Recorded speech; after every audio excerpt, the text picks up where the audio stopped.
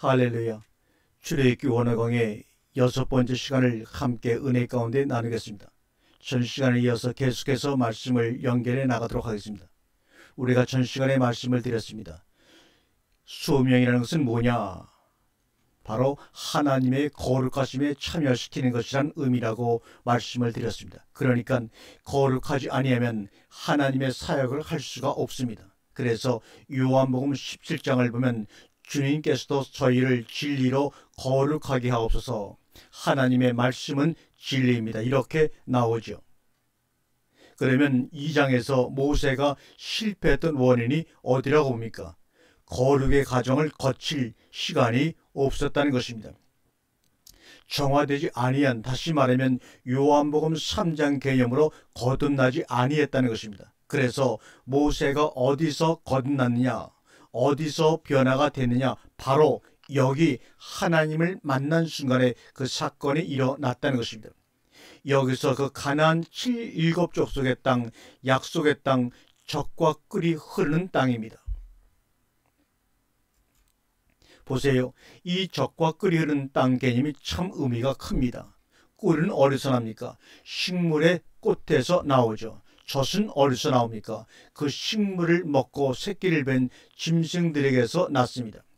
이게 무슨 말이냐면 대개 꽃이 피기 전에 다 먹어버려요. 그런데 꽃이 피도록, 심지어 꿀이 나오도록까지 짐승들이 먹고도 남았다는 것입니다. 그런데 짐승들은 꽃이 피도록까지 풀을 뜯어 먹고 젖을 내는 정도였고, 그럼에도 식물들은 꽃을 피워서 꿀을 내는데, 꿀을 낸다고 하는 것은 벌과 나비를 불러들인다는 것입니다. 그래서 수분이 되어서 열매를 맺게 됩니다. 그렇다면 초목들이 꿀을 내고 짐승들이 젖을 내는 상황에서 사람들이 어떻게 살겠어요? 가난하게 살겠습니까? 겨우 촉은 못 피하고 살겠습니까? 아니에요. 풍족한 삶을 살 수가 있습니다. 그러니까 창세기에 보면 땅이 복을 받을 것이다, 땅이 못못을 내었다, 이렇게 말합니다. 요셉의 복이 땅의 복과 하늘의 복을 같이 받았다는 것입니다. 따라서 젖과 꿀이 흐르는 주부, 히브리어 주부, 이 말은 흐르다, 쏟아 나오다, 흘러나오다, 이런 말입니다. 젖과 꿀이 흐르는 주부, 땅이라는 것은 엄청난 이야기입니다. 이것도 그냥 나오는 것이 아니라 흘러 넘칩니다. 주부라고 해가지고 흘러 넘치는 땅입니다. 현재 분사형을 썼죠. 우리가 하나님의 복을 수행할 때 절대 땅의 복을 수행하지 말아야 됩니다. 땅의 복, 그러니까 어떤 땅을 사냐? 복이 있는 땅이냐? 그러는데 사람 자체입니다. 복은 사람이 가지고 있습니다. 사람을 통해서 그 복이 내려갑니다. 여기서 지금 가나안을 두 가지로 표현하고 있는데, 하나님께서 보실 때 아름답고 광대한 땅, 그 다음에 젖과 꿀이 흐르는 땅입니다. 약속의 땅은 축복의 땅이라는 것입니다. 축복의 땅은 그렇게 생각을 하세요. 짐승이 젖을 낼 수 있는 꽃, 초목들이 꽃을 펴서 꿀을 낼 수 있을 정도면 내가 먹고 사는 것은 걱정이 없는 것입니다. 그래서 애굽의 고센 땅과 젖과 꿀이 흐르는 땅은 다릅니다. 애굽의 고센 땅은 보호적 측면에서 주어진 것인 반면에 가나안 땅은 그냥 말 그대로 축복의 땅입니다. 우리가 생활을 하면서도 내가 지금 하나님의 보호하심을 받고 있는가? 하나님의 축복을 받고 있는가? 보호하심은 그렇게 가난하지도 않고 그렇다고 사업이 잘 되거나 그러지도 않아요. 그냥 현상 유지하며 별탈 없이 해 나가는 것입니다. 그런 방면에 축복은 넘치고 흘러 넘친다는 것입니다. 그러면 9절부터 나오는 이스라엘 자손의 부르짖음이라는 것은 뭐냐? 약속의 땅, 축복의 땅을 주시옵소서입니다. 그래서 우리가 어떠한 악조건이 생기면 하나님의 부르심이 아닌가 하는 것을 생각해 보아야죠. 거기를 떠나라고 하는 하나님의 메시지일 수도 있습니다. 악조건이 있을 때는 약속의 땅이 현재 애굽의 고센 땅에 있는 이스라엘 백성을 부르고 있는 부름이라는 것입니다. 지금 출애굽하는 이스라엘 백성은 그 땅을 향해서 찾아가는 것입니다. 하나님은 그들을 그것으로 인도하시는 인도자이십니다. 그래서 8절에 야라드 동사가 나옵니다. 이것은 내가 내려간다는 이야기죠. 그 출애굽기 3장의 모세 소명장에서 우리 자신들도 그렇고요. 앞으로 하나님께 소명을 받았다고 생각하면서 일을 하는 사람들에게도 가장 중요한 것은 하나님의 일을 내가 위임받아서 하는 것이냐 아니면 내가 스스로 하려는 것이냐 생각해봐야 할 것입니다.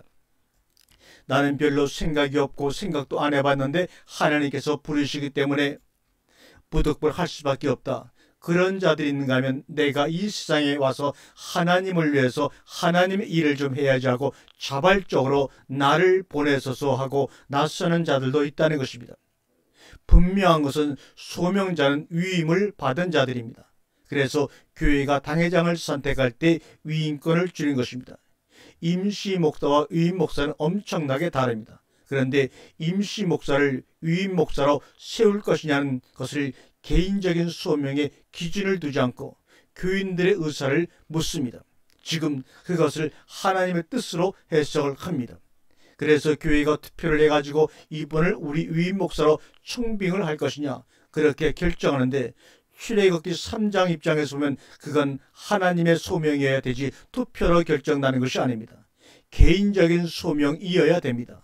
그러니까 청빙을 해서 가서 일을 하는 것이 아니라 하나님의 위임을 받아서 일을 하는 것이지 교인들의 투표를 통해 내가 하나님의 일을 위임받는 것은 아닙니다. 대표적인 사람이 사도 바울과 같은 사람입니다. 그런 사람들은 아까 말한 대로 세 가지 조건이 있습니다. 소명의식이 분명히 있어야 된다는 것입니다. 그래서 9절에서 10절로 넘어갑니다. 그러기 때문에 내가 너를 보낸다. 내 백성 이스라엘 자손을 인도하여 내리라 내게 하리라 나오죠. 여기서 나오는 야차, 나가다, 이끌어 내게 하다 이 동사가 나오면 동사는 아까하고는 다른 것입니다. 야차는 동사가 많이 나옵니다. 주로 야차 동사는 히필 동사로 사역적인 개념에서 많이 나오죠. 그래서 이끌고 나가는 것입니다. 몰고 나가는 것이 아니라 이끌고 나가는 것입니다. 그래서 항상 모세가 선봉에 섰습니다. 그래서 양을 인도하다 할 때는 라하, 풀을 먹이다 이런 라하 동사하고 차이점이 뭐냐면 라하 동사는 양들이 풀을 뜯으면서 쭉 가죠. 가는데 어떤 한정된 범위를 정해놓고 거기를 벗어나지 못하게 하는 것입니다. 목자들이 대개 뒤에서 개들을 데리고 감시하면서 몰고 갑니다. 한정된 범위를 벗어나지 못하고 그런데 야차라고 하는 것은 목자가 앞에 선봉으로 서가지고 길을 인도하는 것입니다. 그래서 주님께서 나는 길이요 하는 것은 그 길을 꼭 따라가야 합니다. 그 코스를 꼭 따라가야 됩니다. 그걸 철저하게 느끼는 것이 뭐냐면 예수 그리스도의 계시 자체가 바로 길이라는 것입니다. 그래서 절대로 그 길 외에는 다른 곳으로 갈 데가 없어요. 꼭 그 길만 따라가야 됩니다. 왜냐하면 그 길로 가야 진리가 나오니까요. 그 길로만 가야 진리를 만날 수 있고 진리를 만나야 생명을 만납니다. 생명길로 들어서야 드디어 아버지께 도달하는 거죠. 그래서 이제 드디어 11절부터 하나님과 모세 사이의 소명에 대해서 논쟁이 벌어집니다. 소명이라고 하는 것은 피할 수 없는 것이어야 됩니다. 자기가 자원해도 안 되고 도망쳐도 안 되고 도저히 피할 수 없는 그런 지경이 이르러 가지고 손을 들고 수용하는 것입니다. 그래서 하나님께서 부르실 때까지 기다리는 것도 괜찮습니다. 성급하게 내가 하겠습니다라고 나서지 말고 말이요. 왜냐하면 어차피 소명을 받을 사람이라면 자기가 먼저 나서서 설치는 것이나 부르실 때까지 기다리는 것이나 결과는 똑같다는 것 때문입니다. 그러니까 10년이 됐든지 20년이 됐든지 40년이 걸려도 하나님께서 부르실 때까지 자기 삶을 사는 것입니다. 11절을 보시면 처음에 내가 누구 간데입니다. 참 재미있는 것이 첫 번째는 자기 자신에 관해서 확인을 받아요. 두 번째는 하나님의 이름이 무엇이냐 하나님에 대해서 물어봅니다.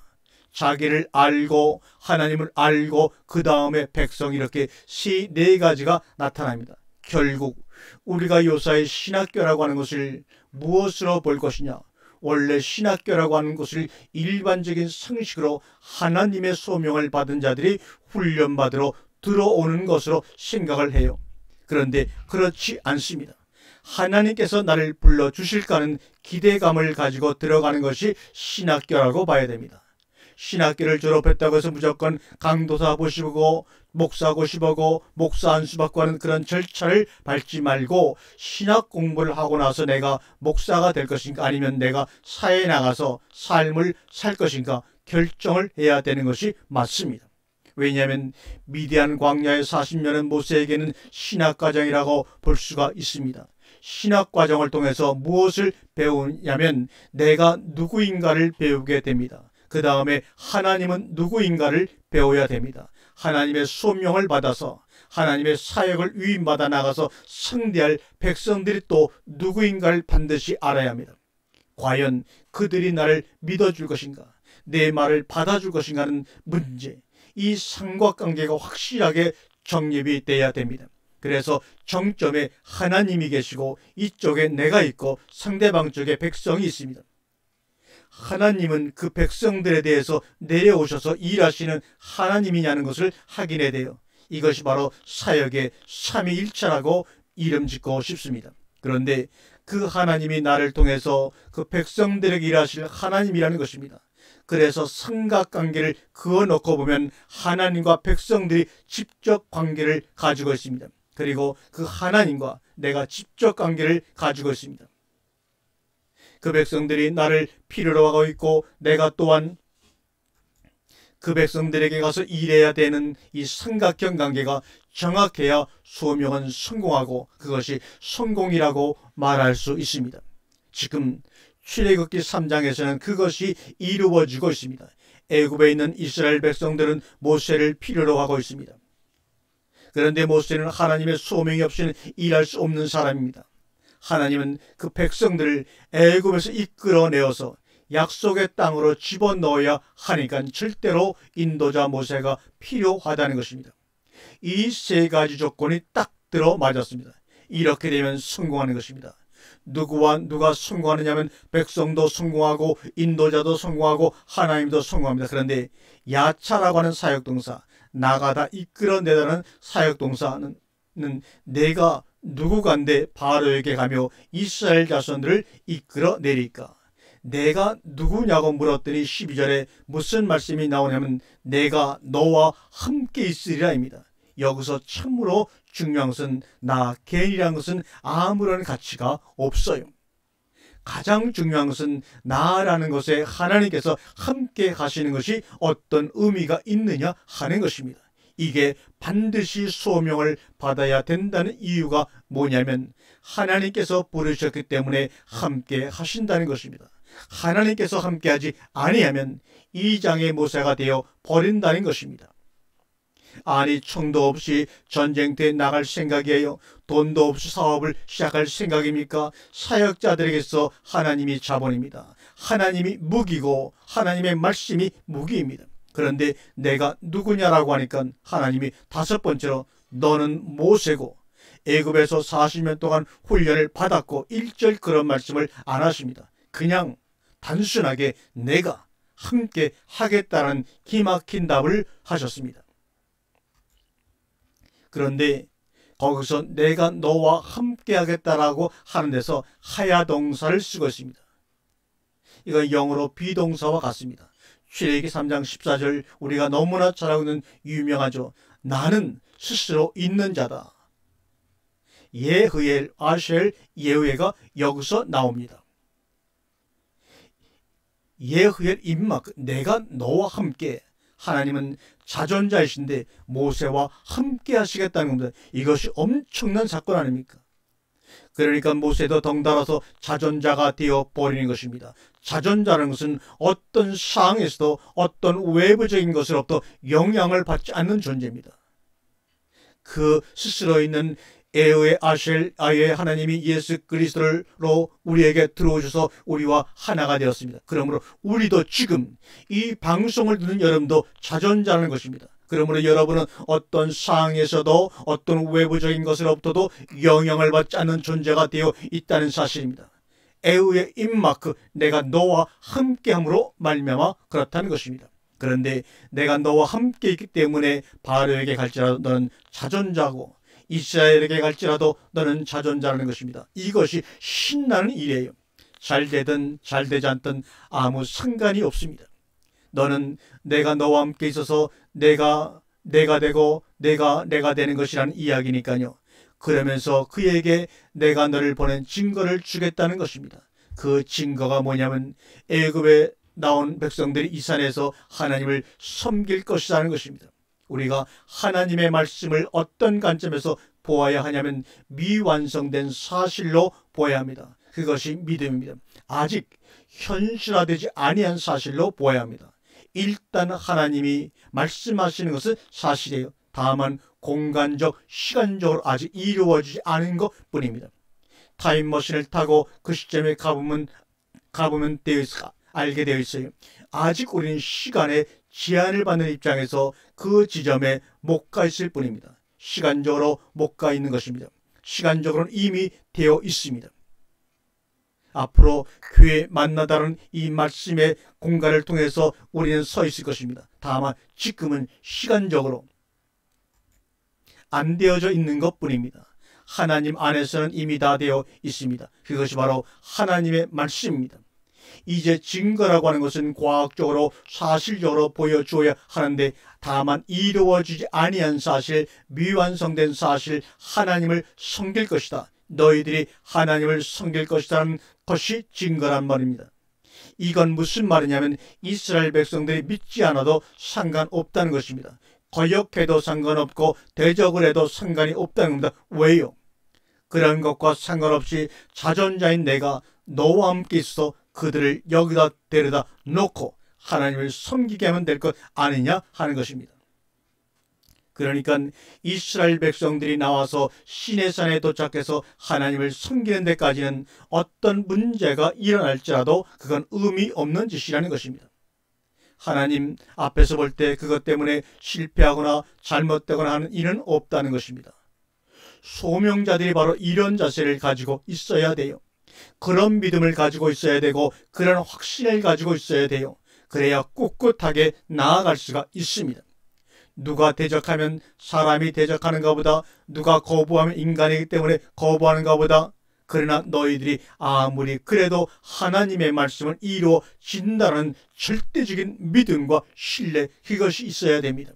그런데 그것이 있으려면 하나님께서 함께 하심이 있어야 된다는 것입니다. 그 다음에 13절 이하에서 보면 두 번째 내가 그들에게 가서 너희 조상 하나님이 나를 너에게 보내셨다 그렇게 말하면 그 하나님 이름이 뭐냐고 물을 것이라고 했는데 이름이라고 하는 것은 유명한 사람만 가지고 있는 것이거든요. 그때 당시 애굽에 유명한 신들이 많으니까 도대체 신들 중에 이름이 뭐냐 이 말입니다. 분명히 여호와가 내 이름이라고 15절에 나오는데 14절에서는 그 이름을 말하지 않습니다. 그러면 14절과 15절의 차이점이 뭐냐? 15절의 하나님은 알려진 하나님이요 14절의 하나님은 존재하시는 하나님입니다. 그런데 보세요. 왜 지금 구분을 하는가 하면 이스라엘 백성이나 애굽 사람들에게서 소위 모세에게도 애굽의 신들이라는 것은 알려져서 유명한 이름만 가지고 있는 신들이지 실존하는 신들은 없습니다. 다 우상들이죠. 심지어 바로까지도 어떤 하나님으로서의 어떤 실존적 하나님이 아니에요. 이름 때문에 유명해진 하나님이라는 것입니다. 그때 이름이라는 것은 의미가 없다는 것입니다. 존재하는 하나님이냐? 대통령 그러면 이름이야 거창하죠. 저런 대통령은 아무나 하지요. 그런 식의 취급을 받는 대통령이라면 대통령으로서 능력이나 권세는 없고 이름만 가지고 있는 것입니다. 그게 무슨 대통령이에요? 하나님이란 뭐냐? 할 수 있는 하나님이란 말입니다. 그래서 14절에 말씀하십니다. 존재하시는 존재자, 자존하시는 자존자, 독존하시는 독조자, 나는 나이다. 여기서 지금 무엇이 중요한가 하면 이스라엘 백성이 애굽에 가서 430년을 지내다 보니까 조상의 하나님 여호와 하나님 그 이름이 어떻게 되었겠어요? 보세요. 아까 삼각형 이야기를 했는데 에후에 있으리라. 하나님은 모세와 함께 하시는 하나님입니다. 그런데 왜 하나님께서 모세와 그 소명을 이야기하시고 계약을 맺었냐면 이스라엘 백성들 때문이에요. 하나님은 이스라엘 백성과 함께 하시는 하나님이에요. 중요한 것은 하나님 입장에서 보면 내가 모세와 함께하고 모세와 함께해서 이스라엘 백성을 이끌어내겠다고 하는 그게 중요한 것이 이름이 뭐냐고 하는 것은 중요치 않다는 것입니다. 이름이라는 것은 이스라엘 백성들에게 신뢰감을 주게 할 수는 있습니다. 그러나 신뢰감만 준다고 해서 출애굽 사건이 일어납니까? 실력이 있어야죠. 능력이 있어야죠. 오늘날 일반 교회 하나님에 대해서 생각해 보세요. 이름은 참으로 유명합니다. 또 유명해졌습니다. 그러나 그들과 함께 하고 있느냐라는 것이죠. 이름 때문에 사람들이 모여들고 이름 때문에 아우성인데 실제 그들 속에 하나님이 계시느냐 하는 것입니다. 하나님이 계시느냐 하는 것입니다. 그냥 이름과 그 세력, 그 흐름 때문에 아우성이지만 지금 그런 하나님은 하나님으로 인정을 못하겠다는 것입니다. 에우에 아셀 에우에 나는 스스로 있는 자이라. 그러면서 너는 이스라엘 백성들에게 가서 말하라. 여호와가 너희에게 나를 보내셨다라. 이 여호와가 동사이면서 고유명사가 되어버린 것입니다. 지금 여기서 여호와 하나님을 강조하는 것은 참 그 유명한 그 하나님이 나를 너에게 보냈어. 그래서 이스라엘 백성들 그렇구나. 저 사람 알아줘야 되겠다. 마치 나 청와대에서 나왔으면 굉장한 사람이구나. 알아줘야 되겠네. 그런 꼴입니다. 그러면 바로도 아무리 한나라의 왕이라고 할지라도 그 유명한 하나님이 보냈다고 그러면 그래도 거절을 하고 거역을 하고 대적을 할 거냐는 것입니다. 유명한 하나님이 보냈다고 해놓고 엄포만 놓지 실력이 없으면 종이 호랑이가 될 거냐는 이야기입니다. 여기서 여호와 하나님이라고 하는 것은 이스라엘 백성들이 거부하고 거절하고 대적하고 바로가 반대하고 거부할 때마다 예후의 하나님 여호와 하나님으로 나타나시겠다는 이야기입니다. 두고 보라는 이야기입니다. 직접 현장에 나타날 때니까 여호와 하나님은 어디서든지 나타나실 것입니다. 여러분, 우리에게 중요한 것은 여호와 하나님이에요. 나의 생애 가운데 현존하시는 여호와 하나님입니다. 아무리 여호와 하나님일지라도 나하고 상관없는 여호와 하나님이 될 수가 있고 여호와 하나님 이름조차도 없다 할지라도 여호와 하나님은 실제적으로 나타나시고 보여주신다니까요. 어느 연석구에서 이런 말이 나옵니다. 기도하지 않는 자의 기도도 들어주시나요? 여호와 하나님 이름조차도 없다 할지라도 여호와 하나님을 실제적으로 나타나시고 보여주신다는 말과 흡사한 내용이 아닙니까? 3장을 자세히 보면 과연 그분이 능력이 있고 실력이 있는 하나님이시구나 하고 알게 돼요. 성경의 하나님을 참 하나님, 참 신으로 모시는 이유가 뭡니까? 어디서든지 실제로 나타나 주시는 여호와 하나님이시기 때문입니다. 재미있는 현상이 여호수아 같은 데서 보면 이스라엘 백성들이 블레셋 사람들을 겁주려고 법궤를 메고 합니다. 하나님은 벌써 떠나버렸는데 얼마나 난리 법석이 나서요. 망신만 톡톡이 당하고 말죠. 다시 말하면 여호와 하나님이란 이름은 가지고 있는데 여호와 하나님은 없었다는 것입니다. 이제부터는 여호와 하나님을 전파해야 합니다. 여호와 하나님을 소개하고 알리고 여호와 하나님이 너희들과 함께 하시길 원하신다고 축복을 주어야 합니다. 그렇지 않으면 종이 호랑이일 뿐이에요. 요새는 청와대에서 뭐라고 해도 별로 권위가 없고 안 맥힙니다. 권력 누수 현상이 나타나고 있습니다. 노골적으로 나타나 버렸어요. 요즘 신앙에서의 문제점은 여호와 하나님 없다는 얘기입니다. 이름만 있고요. 그것이 참으로 안타까운 일입니다. 여호와를 이스라엘 백성들이 어떻게 생각하느냐, 모세가 어떻게 여호와를 생각하느냐 두고 봐라. 현장에서 나타낼 테니까 하나님의 일이고 뭐고 형식적인 것은 다 치워버리라. 현장에서 어떻게 역사하는 것을 두고 봐라. 카드도 없고 통장도 없고 아무것도 가진 것이 없지만 우리에게는 여호와 하나님이 계시다. 보세요. 사람들은 무엇을 먹을까 무엇을 마실까 입을까 염려하는데 공중에 나는 새와 들의 백합화는 여호와 하나님이 그들과 함께 하시기 때문에 상관없습니다. 상황이 현장이 환경이 상관이 없어요. 조건이 상관이 없어요. 어떤 상황에서든지 하나님은 이렇게 말씀하셨으니까 두고 봐라. 이렇게 되고 말 것이다. 그때 가서 이야기하자. 그렇게 못했으면 여호와 하나님일지라도 소용없고 하나님의 하나님이라도 소용없는 것이 아니냐는 말입니다. 이 여호와 하나님은 출애굽기에서 특별히 강조될 수밖에 없고 특출하게 나타날 수밖에 없는 하나님입니다. 왜요? 모세가 애굽에 들어가면서 반대에 부딪힙니다. 주류 비주류 할 것 없이 모두 반대하기 때문에 부딪혀요. 주류는 이스라엘 백성이고 비주류는 바로입니다. 양쪽에게 모두 부딪힘을 당합니다. 그런데 여호와 하나님의 역사가 없이 어떻게 주류 비주류를 무마하면서 거꾸로 틀리면서 끌고 나오느냐는 이야기입니다. 지난 시간에도 말씀을 드렸지만 이스라엘 백성들은 애굽에서 떠날 생각이 전혀 없다니까요. 그 자리에서 그냥 당하는 고통만 면해달라는 것이 그들의 아우성치는 기도의 내용입니다. 오늘날 기독교인들 솔직히 천국 갈 생각 별로 없어요. 현재 이 땅에서 좀 잘 살게 해달라는 이야기. 죽어서 갈 것이 없으면 그때 가서 천국이나 갈까?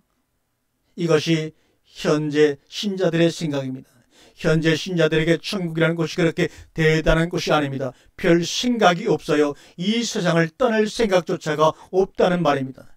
생활을 할지라도 이왕 굳어져 버렸고 이왕 자리 잡은 애굽에서 하지 꼭 광야를 거쳐서 가나안 땅까지 들어가느라고 전쟁을 해가면서 다 물리치고 어쩌고 에이 귀찮은 짓거리 뭐 하려고 해. 그저 바로와의 마음만 돌이켜서 그저 고욕을 안 시키고 편안히 먹고 살게 해주는 것이 하나님의 은혜로 생각하고 감사할 따름이다. 그것이 바로 애굽에 있는 이스라엘 백성들의 마음입니다. 앞으로 우리가 꼭 원어로 가리키는 교회 만나달 운영하고 말씀을 전해드릴 이유가 여호와 하나님을 인정하고 받아들였습니다. 여호와 하나님과 함께 일하는 종들이 나와야 되기 때문입니다. 교단, 명칭, 신학교, 학벌, 경력 이거 다 이름뿐인 헛수합이 하나님입니다. 지금 그것 가지고 해먹지 않습니까? 심각해요. 이름은 있는데 실제 나타나는 현상이 없습니다. 모양은 있는데 파워가 없어요. 생명이 없습니다. 성경은 생명이고 구원은 생명이 없는 우리들에게 생명을 얻게 하는 것입니다. 실세가 있어야 됩니다. 성경 찬송 들고 교회만 왔다 갔다 하면서 나 무슨 교회 장로요 나 어느 교회 목사요 하면 됩니까? 아니죠. 목사가 되는 것이 의사, 판검사 혹은 박사하겠다는 것보다 10배는 어려워져야 됩니다. 어려운 것이 하나님께서 함께 하셔야 된다는 것 때문입니다. 소명은 운명적인 거예요. 설령 우리가 이런 소명을 못 받는다고 할지라도 여호와 하나님에 대해서 외치고 떠들고 우리 회개합시다. 교단 이름만 가지고 장사꾼 노릇 해먹지 말고 여호와 하나님을 발견하고 찾읍시다. 출애굽기 3장 15절을 읽습니다. 하나님이 또 모세에게 이르시되 너는 이스라엘 자손에게 이같이 이르기를 나를 너에게 보내신 이는 너희 조상의 하나님 곧 아브라함의 하나님 이삭의 하나님 야곱의 하나님 여호와라. 이는 나의 영원한 이름이요 대대로 기억할 나의 표언이라. 15절에 뭐라고 했습니까? 나 여호와라고 하는 이름을 가진 하나님은 너희 조상들의 하나님이다. 여호와의 이름으로 아브라함이 나를 믿었고 이삭이 그렇게 됐고 야곱이 그렇게 됐어. 여호와 하나님이란 전통의 하나님이에요. 과거에 역사하셨던 하나님이란 얘기인데 그러나 지금은 이 여호와 하나님이란 이름만 가지고는 안 됩니다. 여호와 하나님으로 역사를 해야 됩니다. 그래서 제가 여러분에게 하나님에 대해서 두 가지 말씀을 드리죠. 우선 조상들과 함께 하셨던 존재하시는 하나님과 역사하시는 하나님, 나타나시는 하나님, 430년 동안 조상의 하나님으로 존재하셨다 이제는 애굽의 이스라엘 백성들에게 나타나시는 하나님이어야 라는 것입니다. 여기서 여호와의 이름이라는 것이 뭐냐? 영원한 이름이요 기억할 나의 표다라고 말합니다. 여호와라는 이름은 여호와 하나님으로 역사하시고 사람들이 부르시는 이름 여호와 하나님, 여호와 하나님의 결과가 여호와 하나님이에요. 그런데 오늘날은 여호와 하나님 없이 여호와 하나님만 찾는다는 이야기를 제가 드리고 있는 것입니다. 자기 개인적인 사건으로 하나님이 그에게 없습니다. 남의 하나님, 어느 교단의 하나님, 어느 교회 하나님, 선배들의 하나님, 유명한 하나님, 자기하고는 전혀 상관없이 그게 뭐냐는 말입니까? 이웃집에 황금 두꺼비가 있으면 뭐합니까? 그게 나와 무슨 상관이 있어요? 나하고 무슨 관계가 있습니까? 예수님 2000년 전에 십자가에서 죽으신 거 잘 아셨죠? 그런데 그 사건이 나하고 아무 상관이 없다면 무슨 가치가 있습니까? 여호와 하나님입니다. 여호와 하나님 때문에 모세가 어쩔 수 없는 거예요. 여호와 하나님 때문에 이스라엘 백성들도 반대하며 대적하다가 어쩔 수 없이 끌려 나온 거예요. 여호와 하나님 때문에 바로의 강팍함도 어쩔 수 없는 거예요. 핵심은 여호와 하나님이에요. 여호와 하나님이 함께 계시면 나는 가만히 있어도 돼요. 상황이 어려워져도 괜찮아요. 세상이 어떻게 되어도 상관이 없어요. 여호와 하나님께서 책임지십니다. 우리가 성경을 깊이 연구해 보면 참 이런 대목들에서 그 하나님한테 미쳐버려요. 그냥 홀딱 반해버릴 수밖에 없습니다. 허풍을 떠는 하나님이 아니라니까요. 이 나라 한국교회 단 한 사람이라도 여호와 하나님이 함께 하시는 종이 그들이 앞에서 말씀을 전하면 그들이 백성들이 끌어가야 뭔가 제대로 된다는 이야기입니다. 하나님은 이렇게 멋있으신 분인데 왜 우리는 이렇게 멋있지 못하는지, 우리가 그럴수록 성경을 통해서 여호와 하나님의 그 멋있음을 배우고 우리에게도 어떤 일이 안 일어나도 하나님만 읽고 있어도 하나님만 보고 있어도 절로 신뢰하고 영광이 돌려져요. 보세요. 우리는 출애굽 사건의 자초지정을 다 보고서 지금 본문을 보고 있는 것입니다. 모세는 지금 참으로 암담한 상태입니다. 너무 잘 알아요. 모르는 모세가 아닙니다. 그런데 지금 하나님하고 단둘이서 시내산 골짜기에서 만나가지고 이 대화를 하고 있을 때 어떻게 그 고집센 모세가 꺾어졌어요. 이런 하나님에게 매료돼 버려요. 할 말을 잊어버립니다. 보세요. 앞에서부터 모세는 1차적으로 물으면 하나님은 3차적으로 대답을 합니다. 그래서 그 다음 말을 잊지를 못해요. 그러니까 비참할 정도로 공색스럽게 질문을 찾습니다. 뜻을 가질 수 있으나 하나님의 역사하심을 눈여겨서 지켜볼 수 있는 인내도 같이 가져가자는 것입니다. 자기가 뜻을 세우고 자기가 해치우려고 그런 것은 신앙이 아니라 사업이죠. 신앙이라는 것은 자기 뜻은 있을 수가 없습니다. 결과는 여호와 하나님이 만드시는 것이고 여호와 하나님이 하셨다고 고백할 수밖에 없는 것입니다. 그 인내가 부족해서 그 구원을 못 받고 그 사랑과 그 능력을 경험하지 못하는 것입니다. 아멘.